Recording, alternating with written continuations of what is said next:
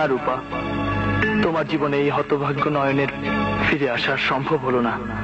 নয়ন, নিজের স্বপ্নকে ত্যাগ করে হলেও তোর ওই ভাই বন্ধু সুমনের মুখে হাসি ফুটিয়ে তুলবি।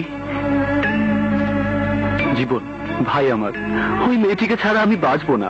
যে মা আমাকে সন্তানের স্নেহ মমতা দিয়ে বড় করেছে, সেই মায়ের মুখে হাসি ফোটাতে আমার ভালোবাসাকে বুকের মাঝে দাফন করে দিলাম।